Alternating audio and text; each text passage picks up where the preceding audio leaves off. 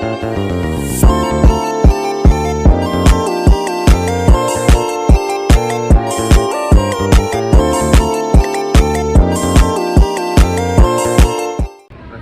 warahmatullahi wabarakatuh. Saya Erwin Ramadandi dari angkatan 22, NIM 221111024220003. Ini mata kuliah strategi model pembelajaran. Di sini ada saudara saya dari Unmul angkatan 22, dia mengambil jurusan S1 Pendidikan Sejarah. Di sini saya akan menjelaskan apa itu strategi pembelajaran. Kalau menurut saya strategi pembelajaran itu wajib, karena kan kita kalau dalam mengajar itu kita harus memiliki namanya itu konsep, seperti kita membuat materi dalam mengajar untuk kita menjelaskan kepada siswa dan mahasiswa. Itu tujuannya itu jelas, karena kita menjelaskan ke mahasiswa dengan jelas berbentuk file. Nah, itu terus tuh kalau metode pembelajaran itu kita susun gimana sih biar bentuk kegiatannya nyata, praktis, mencapai tujuan. Contohnya itu kita bisa diskusi, di situ studi mandiri, dan contohnya berkelompok. Nah, itu ini 5 strategi pembelajaran, yaitu strategi langsung, strategi tidak langsung, belajar melalui pengalaman, pembelajaran interaktif, belajar mandiri. Kalau menurut saya pembelajaran langsung itu bagus, biar kita melihat siswa yang aktif dan tidak aktif, dan itu kita mudah berdiskusi dengan siswa yang ingin tahu gimana sih materi tersebut. Nah, itu kalau menurut saya. Kalau menurut saudara saya gimana strategi pembelajaran langsung itu? Strategi dalam belajar itu harus dilakukan sebelum mengajar, karena sebelum belajar itu kita tuh harus pahami materi yang harus dibawa itu apa dari gurunya. Nah, karena gurunya harus paham dulu apa yang dibawa. Kalau tidak paham kan otomatis siswanya susah memahami, karena kalau siswa memahami otomatis gurunya itu pasti berhasil. Kalau guru kalau siswanya tidak paham, otomatis guru gagal dalam mengajar. Nah, kalau menurut saya itu kenapa kegiatan mengajar harus sukses dan berjalan dengan lancar, karena guru itu kan harus ada buat seperti RPP, kurikulum, terus ya pasti kan untuk siswa itu guru itu harus bagus nih dalam memahami materi tersebut, apa yang dibawanya. Otomatis kalau siswa bertanya dan susah memahami, pasti mereka tuh langsung bertanya. Kalau gurunya tidak paham, otomatis kan siswanya mau tanya sama siapa? Tidak mungkin kan kita bertanya lewat HP. Otomatis kan kalau kita sekolah itu tidak boleh bawa HP. Kemungkinan kalau kita bawa HP pasti kan disita sama guru.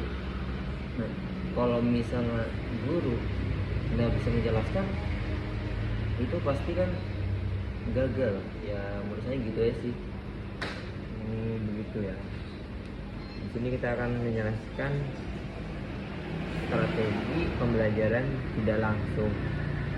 Kalau menurut saya strategi pembelajaran tidak langsung itu contohnya ya seperti Zoom. Itu kan kita tidak secara tatap muka, jadinya kita Zoom itu kurang efektif bagi saya karena siswa atau mahasiswa kadang kurang mendengarkan, apalagi Zoom.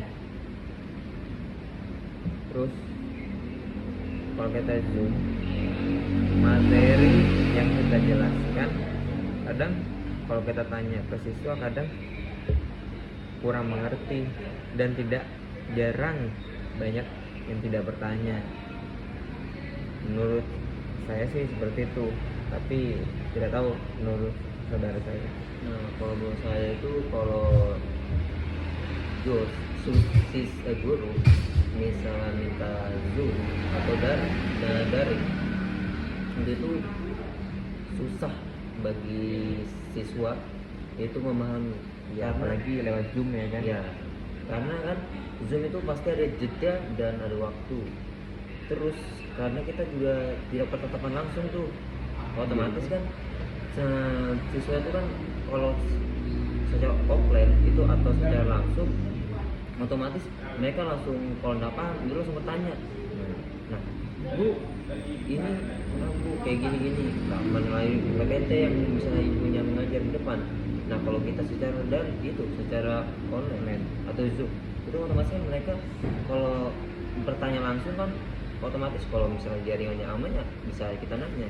Kalau Ya, jaringan tidak stabil kan, iya, jadinya susah buat bisa bertanya loh. Nah, itu mengganggu sekali untuk bagi siswa yang ingin bertanya dan ingin mencari tahu juga. ya, ingin mencari tahu dan memahami materi tersebut yang dibawa. Nah, terus sekarang juga dosen kan kayak Zoom, terus buat PPT-nya tuh kadang juga kayak kita mau naik slide ini nih. Kalau kita nanti nggak SS, otomatis kan kita ketinggalan lagi Iya, kan ketinggalan. pembelajaran tersebut kan. apalagi tiba-tiba misalnya Zoom, biasanya minggu depannya online, open, otomatis kan kalau kita oke kemarin kita Zoom nih, kita mengajari ini, gurunya bertanya gini, apa yang kalian pahami tentang kemarin Atau apa yang kalian tangkap dari Zoom, hasil Zoom yang kemarin.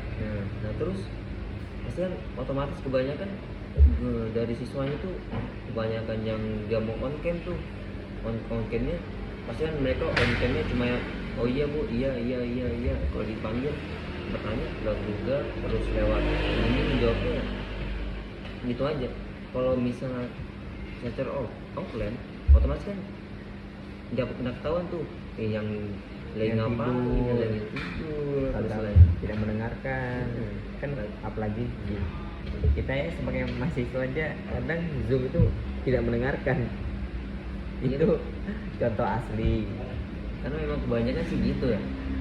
Nah, terus kalau misalnya kalau kita sebagai guru mau Zoomnya tuh pasti sekitar lagi sih, karena kan apalagi nanti ini bulan puasa nih.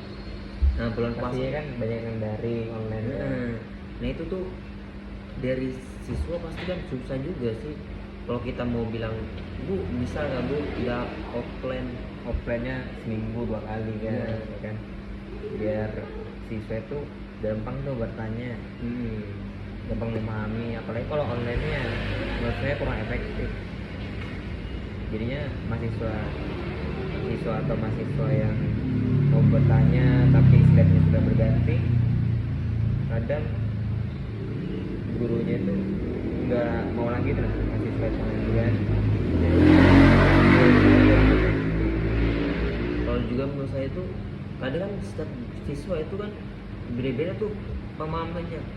Nah, kadang ada yang harus melalui praktek atau kayak ada yang praktek misalnya ini dikasih jawab soal ini terus atau hitungan lah, kalau hitungan bisa di papan tulis, otomatis kan mereka ada yang dijelasin dirinya paham. Kalau saya nih tipe yang harus dijelasin terus dipraktek. Oh, berarti secara langsung gitu ya? Iya, Ya. karena kalau dijelasin terus kita paham kan tuh karakter siswa tuh berbeda-beda ya. Ada yang dijelasin terus paham, ada juga yang harus praktik dulu dijelasin baru paham. Nah itu kalau misalnya dijelasin terus udah praktek, otomatis kan dari misalnya dia harus dipraktekin dulu nih, tapi udah praktekin otomatis kan mereka mau gimana, kayak misalnya mau pahami gimana tuh. Kalau kayak saya kan harus dipahami dulu nih, harus lihat oh kayak gini, tapi kan kalau misalnya praktek kan otomatis kita langsung tahu tuh, paham tuh, misal oh kayak gini, oh nyata betul tuh pemikiran kita, misal ini kali, oh ini kita akan nulis terus kita jelasin ke soal terus gini, terus kita paham. Kalau misal cuma dijelasin aja terus lagi kita dari disuruh praktek, otomatis kan kita lewat aja, cuma hari ini kita tahu tapi minggu depannya kita udah paham lagi karena kita udah praktek gitu kan. Ya menurut saya sih gitu aja sih. Kalau misalnya kalau Zoom ya, kalau offline ya kayak juga gitu.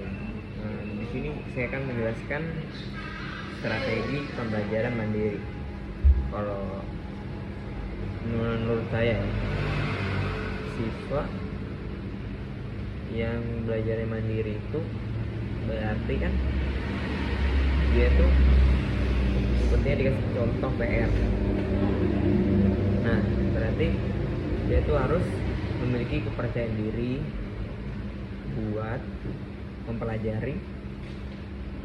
Nah, itu kalau dia kurang bimbingan kan atau kurang paham kan bisa tanya ke Google, bisa langsung ngechat dosennya atau guru, bisa nanya ke orang tua lah kalau bisa kan. Itu mandiri, membuat kepercayaan diri siswa menjadi lebih kuat. Kalau menurut saya sih begitu ya. Nggak tahu kalau menurut saudara saya, apa tuh strategi pembelajaran mandiri itu gimana sih? Kalau strategi mandiri, Ya, mandiri. strategi mandiri itu menurut saya kalau misalnya lewat diri sendiri itu, apalagi kalau jelasin jelasin kayak secara mandiri atau dari gurunya tuh gimana? Kalau menurut saya sih, kan ini saya akan menjelaskan ini kan strategi mandiri nih, misalnya buat siswanya tuh misalnya ngegas tugas nih, dia kan pastinya memiliki kepercayaan diri, menjadi bertanya kepada dosen atau mencari tahu ini apa dari Google, kan begitu kan. Saya sih seperti itu. Kalau menurut saya itu kalau buat mandiri itu mungkin kalau bisa dikasih tugas, mungkin contohnya misalnya tugas nih, dikasih tugas secara kelompok. Nah setiap siswa itu kan beda-beda tuh, ada yang dijelas di pertama disuruh baca ini nih, terus kayak gini, tapi mereka ada yang kurang paham, tadi dikasih dibagi kelompok, tapi ternyata di kelompoknya itu dia dapat bagian yang pintar kita, tadi sedangkan dia tuh ya kurang lah biar tidak menyakitkan. Mungkin kalau dia di dalam diskusi itu terus dinaikkan misal saya nih udah nyambung pembahasan dari situ, otomatis kan dia tuh kurang percaya diri, terus nggak memahami yang dipelajari, terus mereka tuh kayak merasa enak nih, merasa jadi beban di kelompok sini nih. Nah kalau misalnya dia mau dihargai, otomatis tuh guru terusnya harus menghargai dulu nih. Kenapa ini kok si misalnya siapanya Ridwan, kenapa dia Ridwan kok dia kayak menyindir nih di kelompok ini? Dia tahu dulu tuh gurunya, oh karena dia tuh ikut diskusi tapi dia tuh kurang memahami nih, otomatis kan kalau oh kamu tidak tahu ya kayak gini gini, itu kan gurunya tuh harus nyuruh siswanya itu harus membantu mereka untuk memahami, membantu supaya makanya ini Ridwan ini percaya diri lagi, seperti kayak dia ini kurang paham ya jadi dijelasin lah perlahan, karena kan masa kelompok udah menjelaskan, kalau menjelaskan otomatis nggak mungkin buat kelompok. Nah kalau buat kelompok kan asal membantu dan membuat mereka itu ibaratnya gini ya, yang nggak aktif di kelompok tuh jadi aktif gitu kan. Iya. Ibaratnya kan mahasiswa yang kurang aktif jadi aktif, apalagi kan kelompok itu kan ibaratnya kayak gini nih, ada proyek kayak gini, bikin contohnya miniatur lah, jadi kan siswa-siswa itu kan ngumpul semua terus bekerja sama buat kita mengerjakan miniaturnya, gitu kan contohnya ya. biar tidak beban di kelompok itu. Iya. Merasa tidak enak nanti dia, aduh kenapa aku, dia bisa datang nih tapi dapat apa ya sama ya percuma gitu kan. Iya, bahkan dia tuh cuma ya buang waktu. Apalagi kan kelompok ini ya menurut saya ya namanya kelompok ya harus bekerja sama. Nggak mungkin masa satu orang aja sih ngerjain kan, itu namanya bukan kelompok, namanya individu menurut saya. Terus kalau misal ada teman yang sendiri otomatis harus bantu lah, Iya, menolong. digandeng. Iya. Biar dia ada sendiri lagi, biar kita mendekatkan juga kepada dia, kita bisa juga berteman kok gitu. Terus juga biar misalnya satu kelas ini nggak akrab semua, otomatis kalau di setiap kelompok tuh kalau di Assalamualaikum warahmatullahi wabarakatuh. Di sini saya akan melanjutkan Pak, karena apa saya tadi habis baterai Pak. Ini baru saya tes. Nah tadi itu gimana kesimpulannya? mungkin kalau dari yang kelompok tadi itu kita harus saling menggandeng sih, intinya tuh ya harus saling menggandeng dan saling menolong bersama kelompok kita ya sih. Nah menurut pendapat saya gitu. Nah, kalau menurut saya kan di sini saya akan menjelaskan pembelajaran secara proyek. Pembelajaran secara proyek itu ya bukannya secara berkelompok gitu ya, Ya, proyek itu. kelompok. Ya terus tuh ya kurang lebihnya begitu sih. Paling kan ini sebagai proyek ya pastinya kita harus proyek tuh baru kita bikin proyek jurnal, terus tuh kita ke sekolah bikin proyek ya begitu sih menurut saya kurang lebihnya. Kalau menurut saya itu kalau proyek tuh itu kayak di lapangan itu kan kebanyakan kelompok. ya Nah kalau kelompok tuh biasanya kan kalau di lapangan itu bisa kebanyakan membuat video tuh.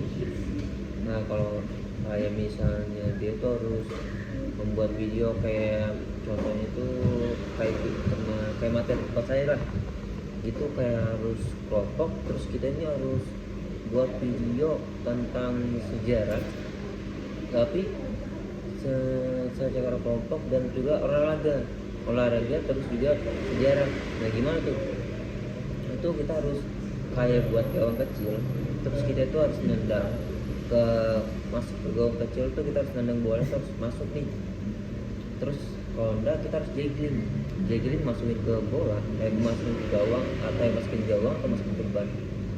Terus kita tuh sudah menyiapkan pertanyaan dari mereka yang masukin tuh, misalnya di toko ini, di toko Albert Einstein atau gitu aja. Terus saya sudah agak misalnya di revolusi Prancis, terus di Jerman, terus di Inggris, di Belanda. Di situ tuh kami tuh sudah menyiapkan pertanyaan tuh kalau setiap mereka berhasil mendapatkan poin. Nah, terus kayak gitu sih kalau proyek yang kami halangi dulu. Karena kita tuh harus kerja sama juga sih kalau di proyek kayak gitu tuh. Kalau ada gerak satu itu sih nggak apa-apa, cuma agak menyesatkan. Jadi ya kalau menurut saya tuh proyek itu harus dikerjakan sama-sama, karena kita kan kelompok kan, jadi kita harus juga kita kalau kelompok tuh kadang di proyek itu pasti otomatis kan biayanya tidak kecil dong, pasti banyak. kayak kayak tempat saya tuh banyak sih. Terus nyewa lapangan tuh minimal berapa, 100 berapa. Terus juga kalau misalnya mereka biaya kecil tuh, mereka harus menghematnya tuh, harus pikir keras lah. Pasti kan kayak dibuat videonya tuh gimana tuh, terus dibuat mana gimana tuh. Nah gitu ya sih menurut saya. Dan talang dan iya bah aku terus tuh lanjut lagi nih di sini kita lanjutkan pembelajaran berbasis masalah. Terus tuh kita harus memecahkan masalahnya. Nah ya kita berpikir, keterampilan berpikir kritis contohnya. Itu sih yang saya pahami kurang lebihnya. Kalau menurut Anda gimana? Kalau menurut saya benar masalah Ya, ada masalah. kalau kayak siswa kayak gitu tuh harus sering relasi sih, sering membaca. Karena kan kalau kita jarang membaca itu otomatis kita pembelajaran kita kurang tuh. Kalau kita ditanya ini terus ini, itu pasti kita bisa jawab. Nah terus kebanyakan kan kalau dari dosen, terus dari siswa otomatis kan kalau kurang relasi itu apa ya, kalau mereka ditanya pasti bingung. Biasanya kenapa kayak gini, kenapa kalian tuh kayak gini. Nah otomatis kan kalau mereka jarang relasi, terus jarang membaca, terus jarang mencari tahu nih gini cari tahu kenapa terjadinya ini, itu terjadinya perang kedua, terus revolusi Perancis itu kenapa, otomatis kan mereka tidak tahu tuh. Nah berarti ya mungkin yang harus membaca sih, karena kan membaca itu sangat membantu bagi kami apalagi siswa dan mahasiswa Itu mahasiswa ya, karena kita harus sering-sering ibaratnya ya membaca lah lewat Google, lewat buku, karena kan masih sekarang kan jarang mau membaca lewat buku dan mempelajari lewat Google. Contohnya seperti saya juga jarang mencari tahu pembelajaran tuh lewat Google, lewat buku. Tapi kalau misalnya yang tugas ya kurang lebihnya saya ngambil di Google sih. Nah gitu. Kalau misalnya kayak kita lewat, tapi sih aslinya kan kalau sekarang tuh lebih modern, kita mau cari buku apa aja cari di Google, cari di HP pasti banyak tuh. Kalau dulu kan susah, kita harus nyari buku nih ke perpus, pinjam lagi, terus tuh kita bikin kartunya lagi kan. Iya terus buat kita masuk ke perpus tersebut kan. terus kayak kita harus nyari buku nih, terus pas kita cari jauh-jauh kita jalan itu enggak ada ya tuh. Kayak mereka tuh susah tuh zaman dulu. Kalau zaman sekarang kan kita mau cari apa, kayak buku Tamalata atau buku filsafat atau buku pendidikan, strategi pembelajaran, itu kan pasti kalau kita cari di buku online itu kan kebanyakan sudah banyak lah di Google itu. Nah berarti ya lumayan juga sih kalau zaman sekarang tuh kita cari model di Google tuh lumayan juga sih memang. Di sini saya akan menjelaskan proses pembelajaran berbasis game.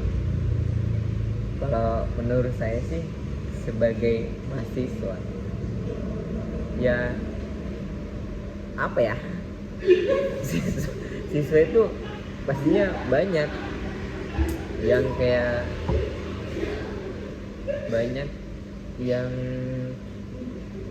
itulah berinteraksi, apalagi kalau misalnya game pasti kan mereka senang ibaratnya kita belajar sambil main game itu ya sambil game itu ya bagus sih kalau bagi saya.